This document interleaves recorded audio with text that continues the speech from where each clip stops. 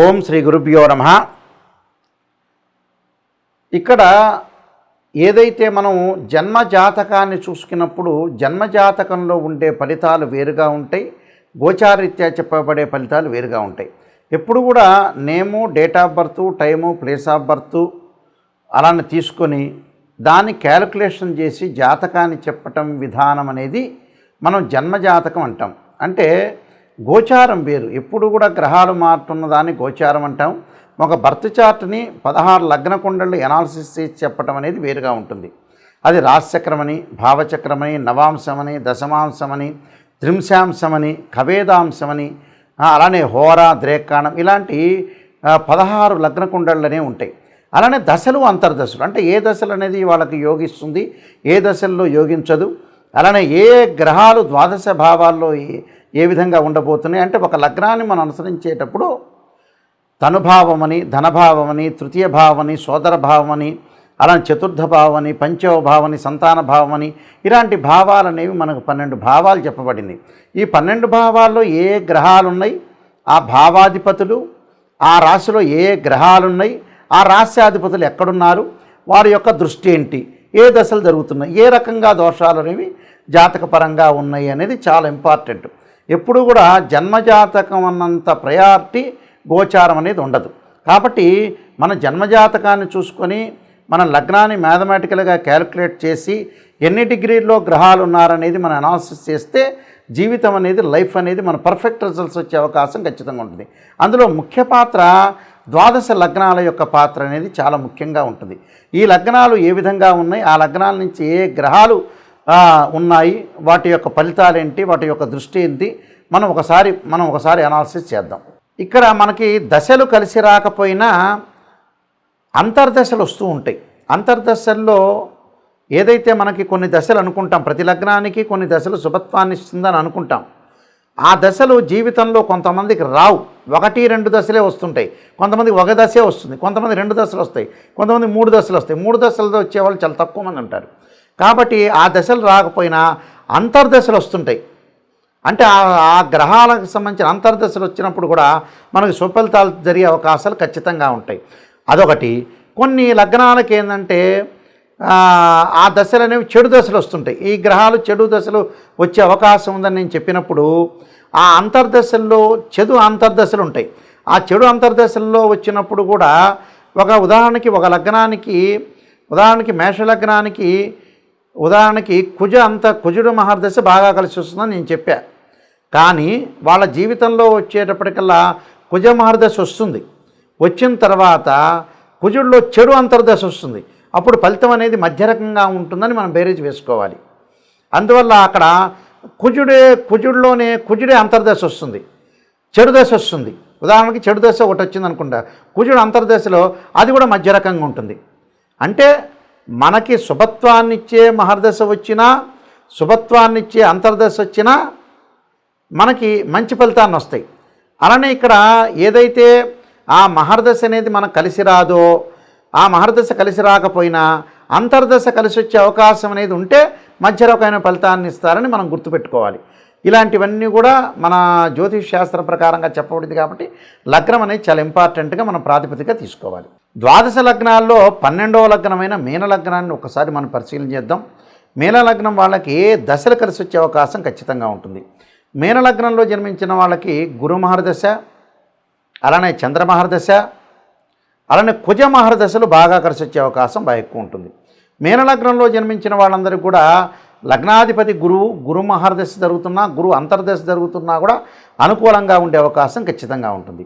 ధనాన్ని ఆర్థిక పరంగా ఫైనాన్షియల్ డెవలప్మెంట్ చెందటం ఒకటి, అప్పులు రావటం, బ్యాంకు లోన్లు తీసుకోవటం, నూతన వ్యాపారాలు, నూతనమైన పంథాల్లోకి ముందుకు వెళ్ళటం, విద్యార్థులకి మంచి సీట్లు వచ్చే అవకాశం ఉంటుంది, విదేశాలకు వెళ్ళే అవకాశాలు మెండుగా ఉండటం, ఆరోగ్యకరంగా ఉండే అవకాశాలు బాగా ఎక్కువ ఉంటాయి. అంటే గురు మహర్దశ వీళ్ళకి బాగా కలిసి వచ్చే అవకాశం ఉంటుంది. సంతానపరంగా కూడా వీళ్ళకి ఇబ్బందులు లేకుండా ఉండే అవకాశం ఎక్కువగా ఉంటుంది. కాబట్టి మీనలగ్నం వాళ్ళకి గురు మహర్దశ నీచ స్థానంలో లేకపోతే యోగించే అవకాశం అనేది ఖచ్చితంగా ఉంటుంది. అలానే చంద్ర మహర్దశ అనేది ఏ విధంగా ఉండబోతుంది, చంద్రుడు అనేవాడు ఎలా ఉండబోతున్నాడో మనం చూసుకునేటట్టయితే చంద్రుడు ముఖ్యంగా వీళ్ళకి పంచమాధిపతి అయ్యాడు. చంద్రుడి వల్ల మానసికంగా ధైర్యం ఉంటుంది, మనోబలం బాగా పెరుగుతుంది. అలానే వాటర్ బిజినెస్ చేస్తున్న వాళ్ళు కానీ, ఆయిల్ బిజినెస్ సంబంధించిన వ్యక్తులు కానీ, వాటర్తో ఏదైతే బిజినెస్ చేస్తారో వాళ్ళందరికీ కూడా అనుకూలంగా ఉంటుంది. సముద్ర ప్రమాదాలు, అలానే నదుల్లో ప్రమాదాలు, నీటి యొక్క గండాలు ఇవన్నీ కూడా తప్పిపోయే అవకాశం ఉంటుంది. ఖచ్చితంగా చంద్రమహర్దశ అనేది యోగం వల్ల కూడా వాళ్ళకి అనుకూలంగా ఉంటుంది. కానీ చంద్రుడు రాహుతో కానీ, కేతువుతో కానీ, శనితో కానీ కలిస్తే చెవి, ముక్కు, గొంతు, సైనస్సు, నిమోనియా సంబంధించిన విషయాల్లో జాగ్రత్త ఉండాలి. అంటే ఐస్ క్రీమ్స్ కానీ, పిజ్జాలు కానీ, బర్గాలు కానీ, అలానే ఐస్ క్రీమ్స్, కూల్ డ్రింక్స్, ఏసీలు ఇలాంటివన్నీ కొద్దిగా అవాయిడ్ చేయటం చాలా మంచిది. అది నీచ స్థానంలో ఉంటే, ఉచ్చ స్థానంలో ఉంటే ఇవన్నీ కూడా గోహెడ్ తినచ్చు, ప్రాబ్లం లేదు. అలానే మిగతా దశల్ని మనం చూసుకునేటట్టయితే ఈ మీనలగ్నానికి ముఖ్యంగా కుజ మహర్దశ బాగా కలిసి వస్తుంది. కుజుడు వల్ల రియల్ ఎస్టేట్ కానీ, భూములు కానీ, కెమికల్ కంపెనీలు కానీ, ఆర్థిక స్థితిగతులు కానీ, అంటే డబ్బు అనేది కన్వర్ట్ అయ్యి ఎసెట్స్ రూపంలో మారిపోతుంది. ఎసెట్స్ రూపంలో మారిపోవటం వల్ల స్థిరాస్తి అంటే చరాస్తి కాస్త కన్వర్ట్ అయ్యి స్థిరాస్తి రూపంలో ఉంటుంది. ఇక్కడ కుజమహర్దశ అనేది బాగా కలిసి వచ్చే అవకాశాలు బాగా ఎక్కువ ఉంటాయి. మీనలగ్నానికి రవి షష్టమాధిపతి కావటం వల్ల పాపయ్యాడు. అంటే రవి మహర్దశలో కొంత ఆరోగ్యపరంగా ఉండాలి, ఉద్యోగపరంగా కొద్దిగా అక్కడక్కడ తోటి కొలీగ్స్ అన్ని విషయాలు చెప్పకుండా కొంత రహస్యంగా ఉండాలి. చంద్రుడు పంచమ కోణాధిపతి కావటం వల్ల శుభత్వాన్ని ఇస్తాడు. కుజుడు ద్వితీయాధిపతి నవమాధిపతి కావటం వల్ల శుభత్వాన్ని ఇస్తాడు. రియల్ ఎస్టేట్ రంగం వాళ్ళు కానీ, కెమికల్ కంపెనీ వాళ్ళకు కానీ, కెమికల్ ల్యాబొరేటరీస్ వాళ్ళకు కానీ, న్యాయ వ్యవస్థ వాళ్ళకు కానీ, రక్షణ శాఖ కానీ, పోలీస్ వ్యవస్థ వాళ్ళకు కానీ, నేవీ వాళ్ళకు కానీ బాగా కలిసి వచ్చే అవకాశాలు ఎక్కువ ఉంటాయి.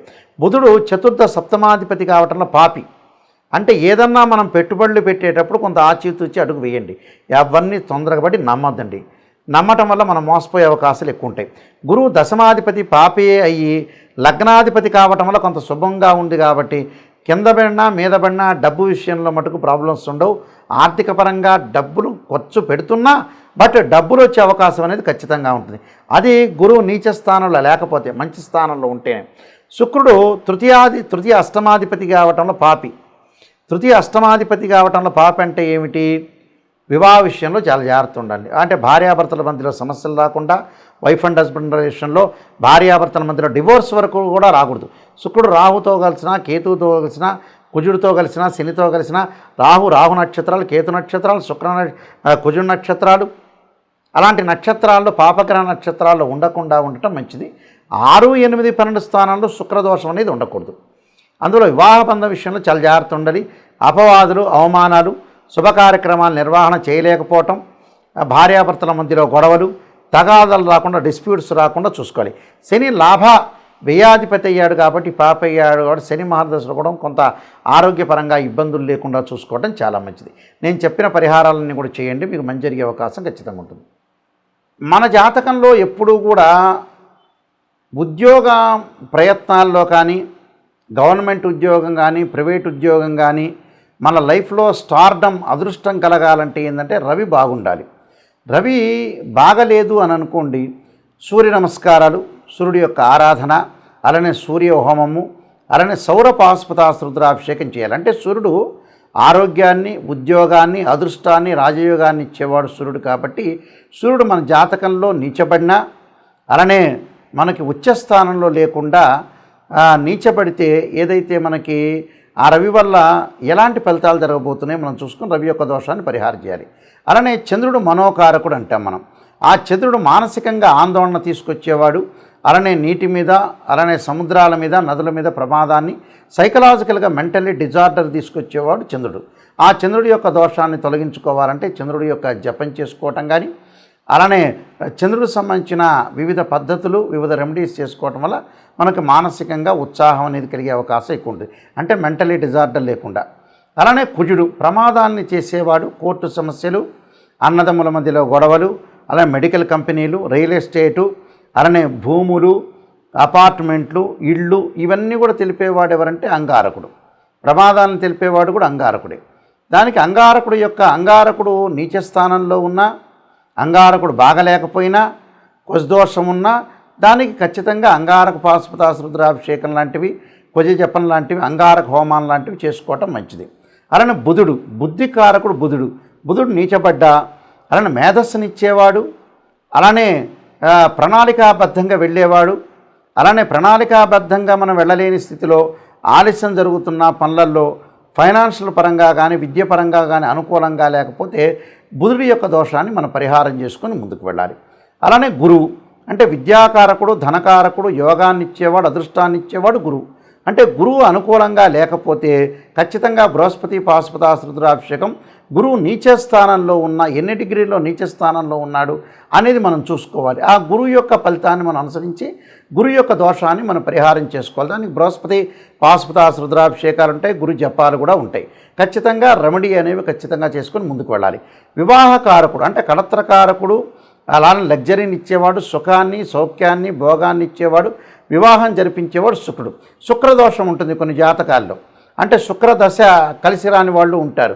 నేను చెప్పిన రవిదశ, అలానే చంద్రుడు, కుజుడు, బుధుడు, గురువు, ఈ శుక్రదశలు అంతర్దశలు బాగలేని వ్యక్తులు కూడా శుక్రుడు వివాహం కాబట్టేదో ఆలస్యం అవుతుంది, దగ్గరికి వచ్చినట్టు వచ్చిపోతుంది, ఏది కూడా మనం పనులు చేయలేకపోతున్నాం, వాహనాలు కొనుగోలు చేయలేకపోతున్నాం అనే వ్యక్తులందరూ కూడా భృగుపాశుపతాశ్రుద్రాభిషేకం లాంటివి చక్కగా జాతకాన్ని చూపించుకొని జాతకంలో అసలు నిజంగా దోషం ఉందా లేదా తెలుసుకొని ముందుకు వెళ్ళటం అనేది చాలా మంచిది.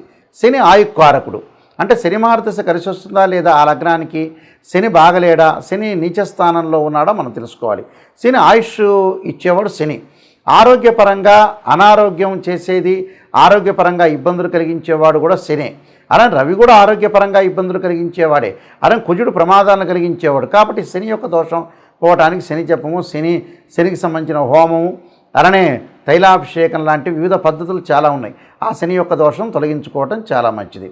అలానే రాహు అంటే విదేశాలకు వెళ్ళటం, జీవితంలో మాయగా ఉండటం, జీవితంలో ఏది కూడా అనర్థాలకు దారితీసే అవకాశాలు, దగ్గరకు వచ్చినట్టు వచ్చి పనులు లేటుగా జరగడానికి రాహువు సంబంధించినవి కూడా సర్పసూక్త పాశుపతాశ్రుద్రాభిషేకం లాంటివి చేసుకోవాలి.